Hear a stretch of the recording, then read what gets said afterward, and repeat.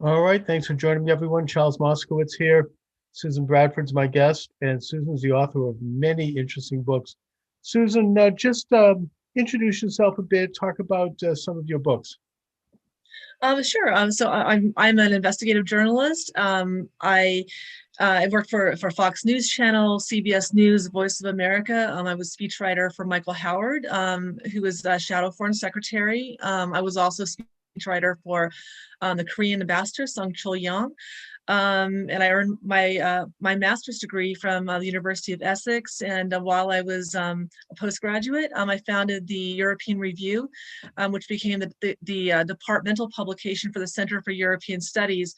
And that journal allowed me to kind of edit manuscripts that were focusing on European economic, political, strategic integration, Mhm. and also afforded me the opportunity to cover like historic events that were, pertinent to European integration, like the Council of Europe summit in Madrid that launched the euro.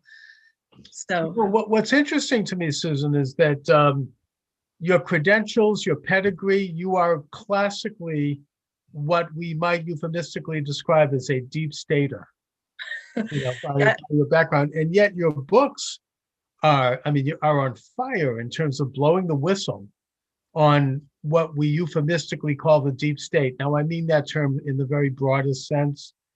We have a lot of movable parts there all around the world, but there are certain telltale signs, even though it's generally quite secretive, that we can point to that indicate a deep state agenda. We could talk about a lot of things going on right now in politics, including this idea of an electronic passport to prove you've had a vaccine, which I think is the end of freedom if we ever get to that. agreed. And I want to get into some of that as the program goes forward. But I brought you on today because of an article you wrote about Jack Abramoff, the lobbyist.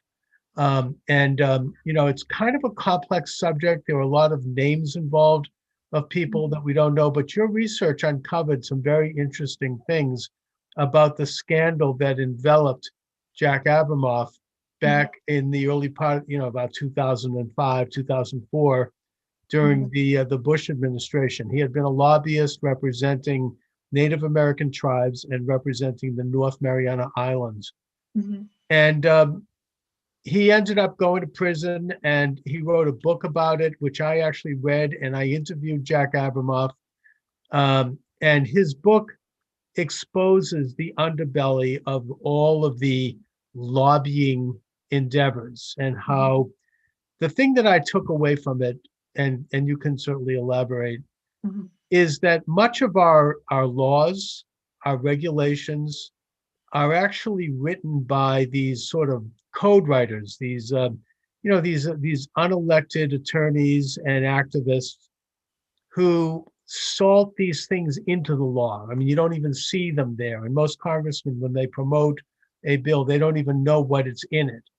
And Abramoff gave an extreme example. He shows, you could see a bill that's like 300 pages, and then all of a sudden you see this little squiggly sign in the middle of a sentence that says, opposite something, and you link into that, which links you to another thing, which links you to another thing, and eventually you get to something that gives like a big piece of money to somebody, or does something to remove a certain element of our freedom. It gives a favor, and then it's so complex that we can't possibly know the kinds of laws that are being made by our representatives, not to mention the laws that are being made by unelected agencies and a transfer of power to people like people like Dr. Fauci. I don't know, somebody not elected who gets to make all kinds of incredible laws. But so give us a quick overview of what Jack Abramoff was doing, what he represented, and based on your research, and then we'll get into the case. Absolutely. Yeah, so I actually wrote a book on Jack Abramoff called Lynched. It was based upon 6 years of research, and I was able to exhume thousands of pages of documentation. I interviewed hundreds of sources or were familiar with his case. So what you were talking about in terms of inserting different language into bills. That is very commonplace. And what I was discovering while working on the case is that every minute of a congressperson's day is accounted for by some special interest. A speech they make, a nod, an acknowledgement on before Congress. Every minute is accounted for and paid for, and much of those special interests are hidden from the public unless you really follow the money and figure out why are they saying that, who stands to benefit, and who might have given them money that would lead them to do what they did. So in terms of Jack Abramoff, he was the most prodigious lobbyist on Capitol Hill at the time, worked for the Bush administration.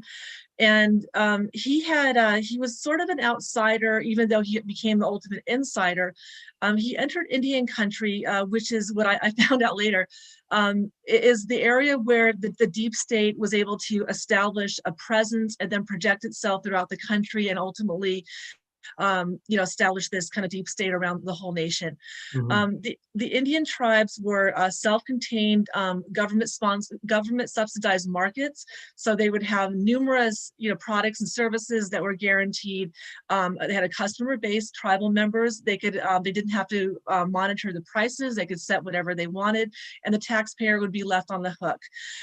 They also established casinos.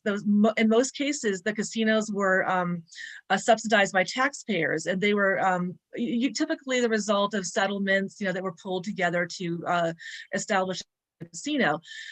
These were allowed to develop to give the Indian tribes a sense of sovereignty and to enable them to become financially independent. But instead, they became more dependent. They continued to rely upon the government, demand more money, and that money ended up subsidizing big business. In fact, in one case, I was able to trace where money from tribal casinos was subsidizing the mergers and acquisitions departments of Goldman Sachs and Morgan Stanley. So you can see Incredible. that, Jack Abramoff had gone into the establishment. He had entered a market which was rigged for lobbyists to enrich themselves, to enrich special interests. And then he kind of took it over because he was better at the game than they were. So they ended up aligning against him in order to force him out because he posed too great of competition for them. So we're talking about an unholy collusion between corrupt Native American governments and certain high-level business entities Correct. who were working together. Now, that's not to say that all Native American governments are corrupt. It's only certain ones. Mhm. And that also the entire system of recognizing Native American governments, it actually goes back to the administration of Ulysses Grant, Mhm. where, I think that it was Russell Means, who was the head of the Lakota tribe during the Wounded Knee incident in 1973, who testified before Congress and said, if you want to see what socialism looks like, take a look at the Native American life and the governments. These are dependents. They've been made dependent on the state through money and through administration, and that the state, that being the US government, not state governments pretty much, corrupted these governments both literally and also culturally by, selling cheap booze and, getting people dependent and addicted. And they used Native American people for various social experiments that have continued right up till this day. And most Native Americans have no idea how much duped they've been by this establishment. So here we have now Jack Abramoff, hired by Native American tribes because he's a very good lobbyist. Mhm. And he begins to blow the whistle on some of these activities. So what happens? Okay, yes. So what you've said is absolutely correct. And just to elaborate a little further, they were established by the Rockefeller family, which kind of mapped out the country. They were Indians were corralled in land rich in minerals and natural resources, and then those companies extracted the resources to enrich themselves. And actually planned from the very beginning to project socialism into, to make those tribes socialist, as you said. Right.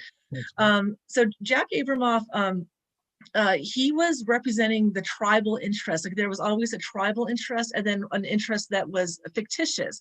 Like these were individuals who were posing as Indians, were trying to steal their inheritance.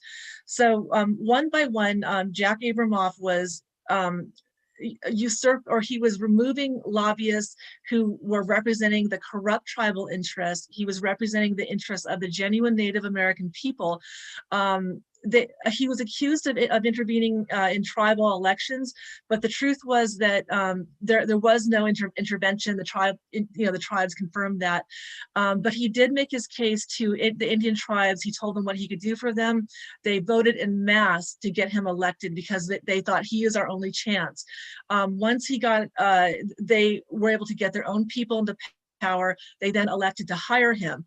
And Jack Abramoff lobbied for appropriations for the Indians, which he delivered far in excess of what they paid him. He also protected their market share. And he said, well, if you have a casino, the portion of the proceeds are taken in the form of per capita payment. So that's what, the income that Indians have to live on. Now, the typical lobbyist was not concerned with their market share. They wanted money from as many clients as possible. Right. They allowed, casinos to proliferate. Abramoff was effectively preventing the casinos from developing. He eventually tripped when he entered the Florida market. And at that time, the Seminole tribe of Florida was attempting to acquire a casino, and it had made a few efforts at taking customers on cruises to nowhere. The reason for that is that the state of Florida did not allow gaming in the state, on the mainland. So they tried to go into the seas, were quite corrupt in the matter. So that their main competition was Sun Cruise. Now they had made numerous efforts to remove Gus Bolas from the market, to shut him down. He was facing a lot of regulatory issues, some of which were driven by lobbyists. And I guess eventually, as Gus Bolas was being pushed out, Jack Abramoff was approached at Preston Gates. Do you want to purchase this, the client, Sun Cruise? He agreed to do so. And I guess that set off a chain of events, which, eventually failed his career. But he, depending on which way you'd like to go, and I'd be happy to discuss what happened. Now, Sun Cruise was a private company. It was not a Native American company. They would Correct. take people offshore so they could gamble, and a lot of retirees would go, and they would go out near the Bahamas and whatnot. And by the way, that's a phenomenon that's in other states as well. Like, for example, there are Mississippi cruises that do this. There's even here in Massachusetts or in Maine, there's a cruise that goes from Portland, Maine to Halifax that does it. As soon as they're technically off of American waters, they open the casino. And so it is a big business. And how is then the Sun business connected? The fall of Bolos, who was the owner of Sun business, how is that connected? What does that have to do with Jack Abramoff stepping in and the political trouble that he then got in?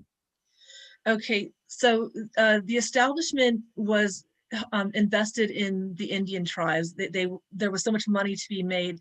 The rival Seminole tribe of Florida was, I believe it was the first tribe in the nation to acquire a Las Vegas style casino or casino type of machine. Okay. So they had a lot vested in the success of the Seminole tribe. There were different bills passed, one by Frank Wolf of Virginia, who tried to pass legislation that would curtail the cruises to nowhere. There were also efforts by lobbyists. One was Walter Brown, who had spearheaded the Monte Carlo. He represented Hive Marine, and was eventually fell into trouble for the dual representation of both union members and then the governments, which and lobbying for the governments which employed those individuals.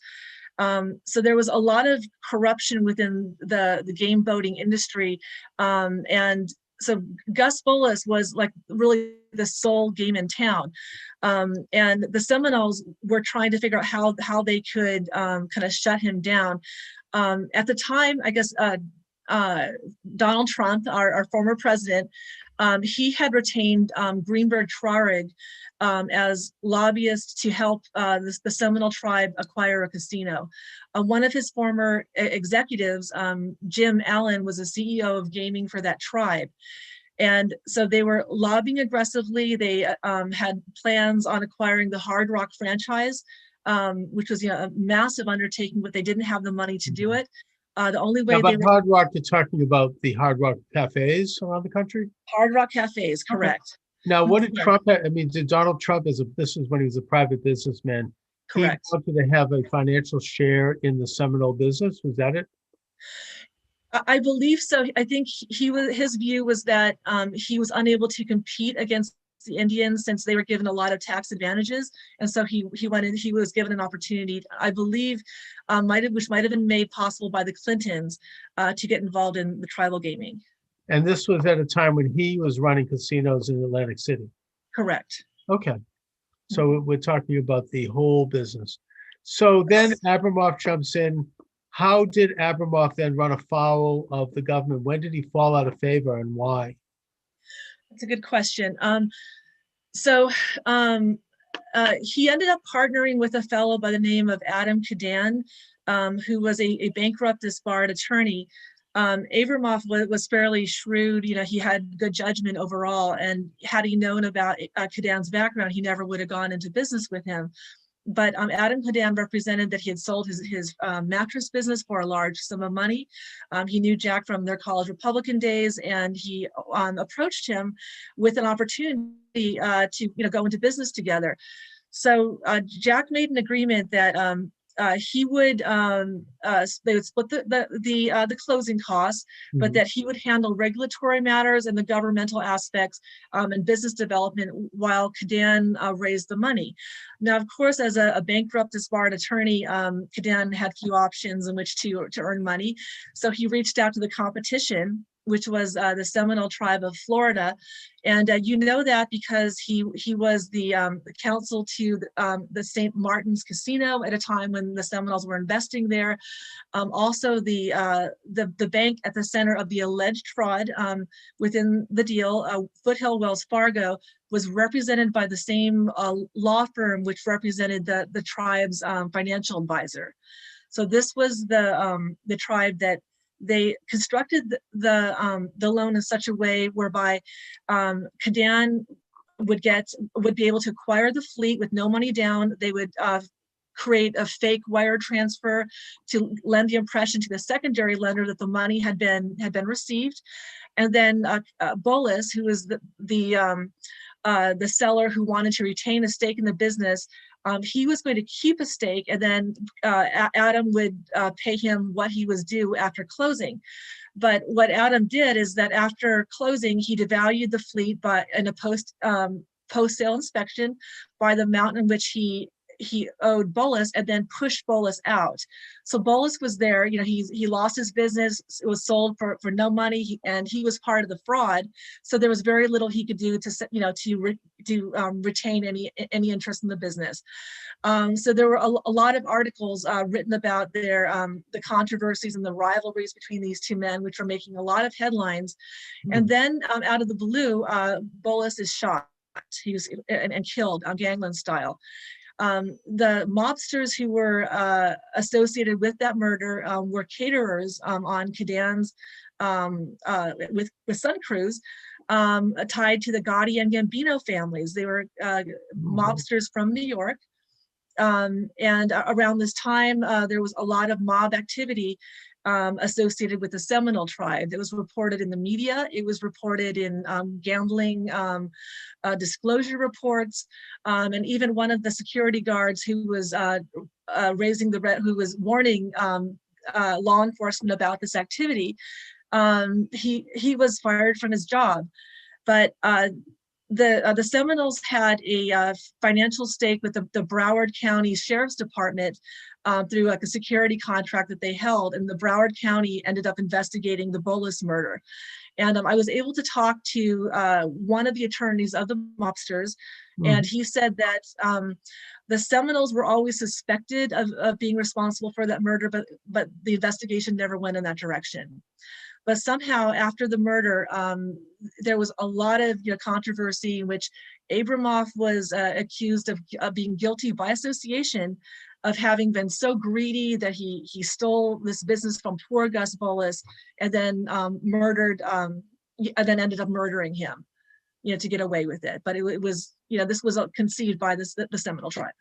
Sounds like the Seminoles had developed an unholy alliance with the New York mob. They did. A lot of the Indian tribes actually do have some type of mob activity in them. Right, and this is obviously a scandal that is much bigger than we can even know. And of course, it makes sense that this would be the case because, Native American governments have a little bit more, they have immunity to a certain degree, and they have a little bit more regulatory freedom to do things like gambling casinos and other activities that might not be, conventionally acceptable and a much looser regulation. So if there's going to be big money involved, you're going to have some organized crime and you're going to have some corruption in politics, like possibly in Broward County and elsewhere. And obviously, if something like that becomes too entrenched, it only gets worse and it becomes a little bit more part of the firmament of the establishment in a given area. That's what seems like what happened here. That's correct. And I think even Donald Trump said at the time, he said if the public became aware of the extent of mob activity within Indian country, this would be one of the biggest scandals of the nation. Yeah. And it's always the case. I mean, this isn't some tin hat conspiracy theory. I mean, you always have an underlying, right under the surface, a level of corruption because power is corrupting. Correct.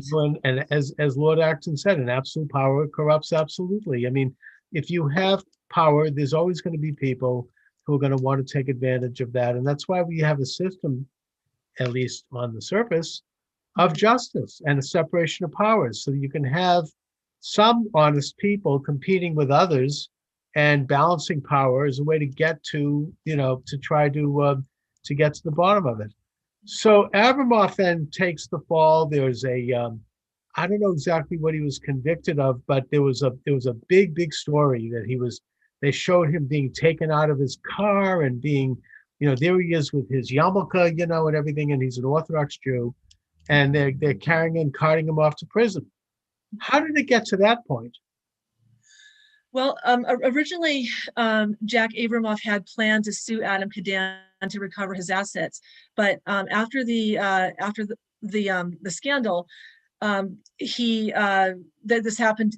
He was recruited by Greenberg Traurig, which was the Seminoles' attorney, and the Greenberg Traurig had a vast influence with the Department of Justice since it had represented Bush Cheney during the 2000 election for the electoral votes of Florida.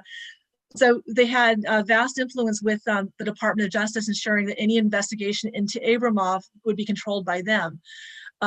So the Sun Cruise debacle wasn't enough to really do much with him because he was the innocent party. The bank, Bolus, and Cadan were the culprits. So the Seminole lobbyists actually conceived of a scheme in which to entrap him in Indian country. And the way that they did this is they could tell that he charged generally far more than they did. He was earning this maybe 150 to 200,000 per month compared to their 20,000 per month per tribe. So they conceived a narrative that was based upon the Washington Post, Susan Schmidt, an article that she had written on the Cheyenne Arapaho tribe, in which political consultants on Capitol Hill had overcharged the tribe, resulting in the devastation for those Indians. So they assumed that, well, if Abramoff is charging that much, a similar dynamic could be at play, and at least it would be plausible. So they first approached the Louisiana Coushatta dissidents within those tribes, and the dissidents leaked the information to the local media that in which they alleged that Jack Abramoff's prices are so extensive that we cannot afford to pay our health care, our medical expenses, anything. And the allegations were quickly retracted. But then, because they were simply untrue, the paperwork contradicted it, and the reporter who covered that particular tribe was very honest. So he looked into it further. He found they were untrue, and he wrote the retraction. But then these allegations began to reoccur throughout all of Indian country through the local media. And the tribal councils were refuting them, but the refutations were ignored. Instead, what happened is that Susan Schmidt, who was working with the lobbyists of the Seminole tribe, took the original allegations, and then she reported it in the Washington Post. Those stories were then given to a PR firm, which blanketed the entire nation with the false allegations. And then Congressman Frank Wolf, who had been watching Abramoff because he was upset over the Sun Cruise matter, he wanted to shut down Sun Cruise, he recommended to John McCain, whose fundraisers were losing business to Abramoff, that, why don't you hold hearings and investigate him? McCain happily complied, and then hearings were held based upon the false allegations. Right, and then that led to a conviction, and I think he spent at least a year or two in prison.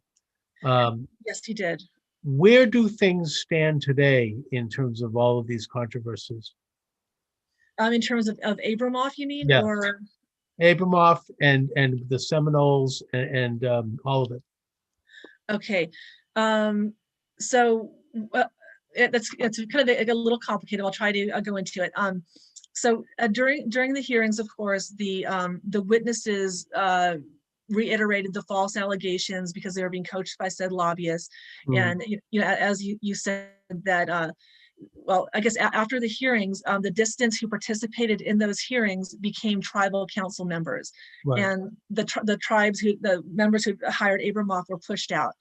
So within the Louisiana Coushatta, there was actually an Israeli connection, which is little known.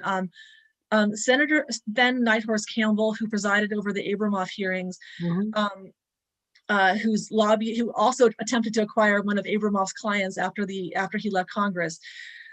He had signed I believe it was some type of a bill that agreed to move the U.S. Embassy in Israel over to Jerusalem, and then a firm, I think it was Holland and Knight, then was working became the first firm to move over to Israel, to Jerusalem. And they were laying the foundations for American corporations to kind of move over to Israel, especially tech companies. So one of David, I think the gentleman's name was David Gorin. He worked for Holland and Knight. Somehow his firm recommended, he became counsel to a group called MainNet. MainNet was an Israeli technological firm but it was an early technological firm. The tribe was directed to invest around $30 million in this company. It ended up losing all of the money, and that deal went bust. But there was a lot of essentially this firm allegedly embezzled $30 million from the tribe. Within the Saginaw Chippewa Indian tribe, the Hard Rock Cafe, Hard Rock and the Seminoles attempted to establish a hard rock business within Michigan. And with this deal, they were going to have the Saginaw Chippewa Indian tribe, which had reached $1 billion portfolio status, invest in the business, and then they were going to share the proceeds. The only thing that the Hard Rock was going to bring to the table was the brand name. But somehow through this engagement, the Saginaw Chippewa Indian tribe lost $1 billion. The money vanished into thin air. And who knows where that turned out? Who knows where but it is interesting that the Hard Rock brand was purchased for $1 billion. I don't know if that covered the expenses, but it's interesting. I think Michigan has an extensive network of casinos, Native American casinos. That's correct. So while Abramoff had protected the tribe's market share, I think there may have been 3 or 4 casinos in Mhm. Michigan. Now there are over 26, about 26 county. Incredible. All Incredible. right, so Susan, you are the author of many books, Susan Bradford. You could look them up on Amazon. I want to ask you not to shift gears too much here. Um, in brief, about one of your more recent books, The Shadow Dragon, the inside story behind Donald Trump's struggle to derail the deep state agenda. I think that conventional wisdom holds that that's exactly what Trump tried to do. That's exactly why they are trying to take him out and have taken him out, quite frankly. I don't want to go too far into this because this is YouTube, so we have to be careful. Um, but yeah, I mean, he expressed it best in his inaugural address, where he said, "Look, I'm here to oppose both Democrat and Republican corrupt operatives who have been in power for a long time and who are all about power in Washington, power in the hands of this growing oligarch, and I intend to return power to the people." Correct. And Trump was very independent. He didn't accept money from the big donors. He didn't need, he wasn't like the kind of compromised president like somebody like frankly Biden is, or like Obama was. I think in Obama's case, he was an egomaniac, and they, typical of a lot of people, they basically massage his ego and give him this advantage, and then he's owned by them. Or somebody like Biden, who is so compromised because of using his public office to enrich himself and his family for so many decades, and kickbacks and all the rest of the stuff. Trump didn't have any of that because Trump already was a multi-million, frankly, a billionaire. He was already famous. He already had this incredible life. He didn't need it. And he felt like he wanted to do something to give something back to his country. I really think evidence suggests that. I certainly believe that. And so he wasn't controlled. And he was thus seen as an enemy of this growing oligarchic deep state that I think has been controlling this country in probably since the Wilson administration, when things I think really took off, probably to an extent going all the way back, but that's when I think things really started to centralize. And that's why they tried to take him out literally from the minute he stepped off the elevator. So talk a little bit about your book about Trump's taking on the deep state. Okay. I know it's a big one, but That's a big one. Okay, so to kind of conclude, where we've yes, just gone. thank you. Trump, to his credit, I guess, was pushed out of a lot of the deals within Indian country. He ended up being pushed out of the Hard Rock cafes. He was not part of that corruption. There was corruption within the tribe. He was not part of it. Just to be clear about that. Yes. So within the book on China. The China agenda stems, gosh, I mean, I guess officially it got underway at the end of the World War II. At Yalta, an agreement was made between Churchill, FDR, and Stalin that they were going to elevate communist China to ruler of the New World Order and reduce the United States to the largest welfare state. So through successive administrations, that's exactly what happened. And there were a number of complicit politicians. The Clintons and Bushes were key to this end. And I think right in the 2016 election, Hillary Clinton had intended to collapse the United States under the euro, or not the euro, but the yuan. By this point, the United States was the leading international currency, but they, in order for this new world order to take place, they'd have to have one global currency. And the currencies are, I guess, exchanged in a basket of currencies. So that's in part why Hillary referred to the nationalists and patriots as a basket of deplorables. She was referring to the basket of currencies that she was going to bring in. And so just before, like about 1 month before before the election, the yuan was introduced into the basket of currencies, anticipating a Clinton win. thankfully, thanks to God and other circumstances, and possibly through a large amount of popular support for Trump, Trump prevailed over her and derailed that agenda. So he began to move towards nationalism, putting America first, and kind of derailing this agenda that has been really decades in the making.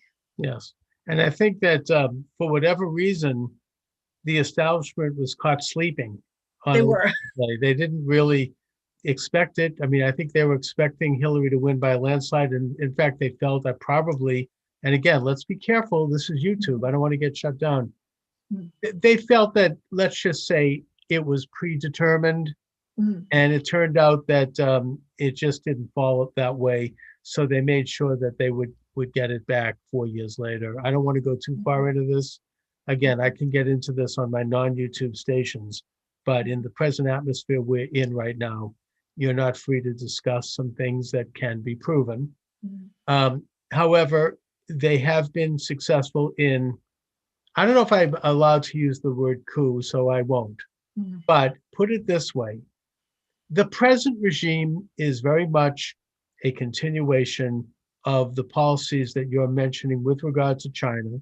Correct. In fact, the present president, I don't think this is too controversial, has accepted huge amounts of money from China in the form of his family members, his brothers, his son, anyone else. And that, it's all full steam ahead in this China agenda that I think you accurately have given some historical context to, going back to Yalta, and given the deliberate handing over of China to Mao Zedong in 1948. So now that we're at that point again, it's terrifying, but where are we now? I mean, is this, I think that one of the keys to understanding what's coming down the pike, and again, I want to be careful here for the YouTube censors, is the business of this electronic passport. This is what they're doing in communist China. They have every citizen. In fact, it's been pretty much acknowledged at this point that you get a score. You get a like a social score in China, where if you don't have a high enough score, you may not be able to buy food. I mean, you can't leave your community. You have no rights. You have no freedoms, and that they keep the score through the smartphone, and that. George Gilder, who's one of America's most respected intellectuals, who spent several years in China, I think under the Bush administration, he's written about this. He's talked about this, that he says that this is an agenda that is coming to the United States, and Google and the big tech are going to be implementing it. Now, I think that that's what we're seeing now. I think that's why you have, like, for example, my understanding is that there are, it works in three parts. There's the E, there's the S, and there's the G. And that's how businesses now are scored. I don't know so much individuals. The E stands for environment. The S stands for, quote, social justice. In other words, socialism. And the G stands for governance. And you have to have a high enough score in all of those areas in order to function as a business, in order to get, certain things to happen online. And this is why, for example, big companies like Coca-Cola and Delta Airlines, they decided to boycott the state of Georgia for passing conventional laws that protected the elections in the future and reformed some improprieties that had occurred in the last election. All of a sudden, they're boycotting Georgia. And the reason they are is because this social score system was telling them that they had to, in order to function, in order to continue as they were. Do you have any information about that? So this whole agenda actually was put in place with the coronation of Queen Elizabeth II. I know that we discussed last time, that the monarchy is controlled by the Rothschilds. So with her coronation, they coronated silent weapons for quiet wars. And that was an agenda whereby they planned to track and trace every single individual and to ration what, their energy usage. They consider us assets, not living human beings. We're assets in their corporations, since all the country's a corporation, or at least was until recently. The states are corporations, so we're mere assets who use and generate revenue for them. The social credit score was created, I believe, by Eric Schmidt of Google. And I believe that they were trying to, he was working with Jared Kushner in the White House to develop the RDIF chip, which could be implemented or put into the vaccine to track us. So I think that is part of their agenda, that they want to be able to account for every person. They're also trying to create techno cities that will corral the people into these technological, like small gulags type of situations, where we will have a minimal footprint. We will have enough freedom and resources for basic sustenance and to perform whatever services the cabal wants us to. We'll have a livable income. And then if our social credit score is somehow not desirable, we will lose privileges. So it's very Pavlovian. You can boost your credit score, get your rewards, and you can, do things that they do not approve of in terms of whatever values that they've set up, and you can lose those privileges. So it's a control mechanism, as you said. Yeah. And by the way, the business of the computer chip implanted, this was something that people, Alex Jones talked about. Everyone said, oh, he's crazy, tin hat, nutcase. It's turned out that now, just a couple of weeks ago, 60 Minutes did a segment. I mean, you can't get more establishment than them, where they showed that, sure enough, the Pentagon, using under the DARPA program, which was established by Eisenhower, is working on a chip. And they had the scientist Halperin, who looked like a cult follower with his eyes bugging out, oh, saying and holding it up for the camera and saying, yes, we are working on this chip. What it's going to do is it's going to regulate everyone's body once it's implemented to tell us whether or not they have the virus. Like, we need to have a chip to let us know this, I mean, and so, yeah, this is exactly what's coming down the pike. And people are being conditioned to accept the development of this electronic passport, which is going to have everything they need to know about you on it, which is going to track your whereabouts. It's going to track your conversations. It is going to be the end of freedom. That'll be it. If we accept the electronic passport, we really have to draw the line on that. We cannot go down that road. We must not accept it under any circumstances. I would agree with it, and it is entirely being pushed by the Rothschilds. The chip was developed, I believe, with Kinetech. It's a defense contracting firm in England, in which the Queen holds the golden share. So the Rothschilds control the Queen. It's their company, their technology, their agenda that they are implementing. And I believe that during the Obama administration, the Defense Department determined that they were going to apply military technology to the civilian sector. So the chip was one of those. It was going to be used against the enemies of the country, while the enemies were identified as the patriots, because those are the people who are the deplorables. The deplorables. All of us. Mm-hmm. So I want to wrap it up, but I just want to say one other reflection that this is nothing that I've heard anyone say. It's my own thinking. Mm-hmm. And I'm thinking about how local police departments have been under assault by radical thug, the street, what Lenin called the shock troops, Antifa, BLM. I want to be careful here, because this is YouTube and we know that people there are sympathetic. But, it's these thugs who last summer were looting Black businesses and burning Black neighborhoods and killing Black people in inner cities. And the result has been that people are leaving police departments in the big cities. Correct. In New York in particular, they're leaving in droves. People are not becoming policemen. Now, maybe I'm just reading into this, but I recall that Obama, when he was running for office in 2008, delivered a speech in Colorado Springs, where he talked about a national police force. This is, of course, what they did in National Socialist Germany. It was called the Gestapo. You didn't have local policing anymore. It was all run out of the federal government of Germany, and that he felt that this would be the future of policing. I wonder if this isn't part of this agenda to demonize local policemen, and you have radicals, falling into this, and useful idiots saying, "Oh, the police are just killing people, innocent people on the street," and then it becomes a national hysteria, like a kind of an implant, like and somebody, all of a sudden everyone's stimulated to hate policemen. And naturally, the result is a lot of young people who might otherwise have gotten into policing are choosing not to, for good reason. I mean, it's not only a dangerous job, but you have everybody against you. So do you think that I'm just all wet on this, or am I seeing something that might be coming down the pike?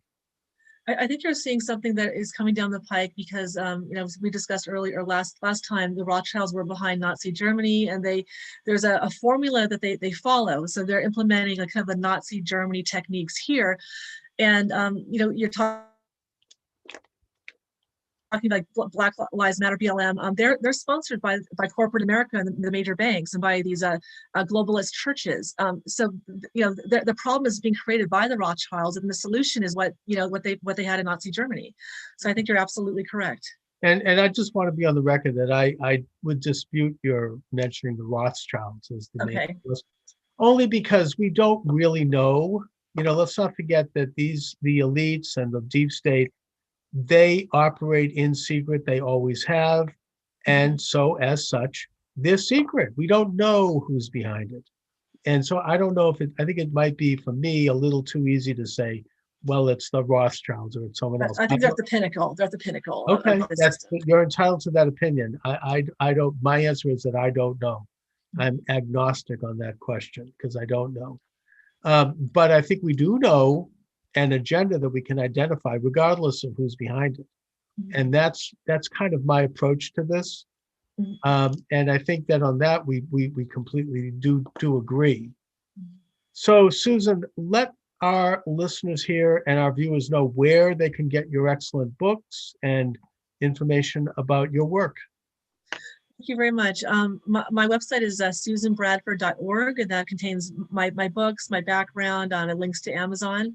So you're welcome to get purchase my books there if you're interested. And I also have the means to contact me if any of you have any questions I can answer for you. Susan, you're a great guest, and I hope to have you on regularly. I mean, I'm developing several regular programs, and I hope to develop one with you as well. So I want to thank you for joining me today. We'll do it again soon. And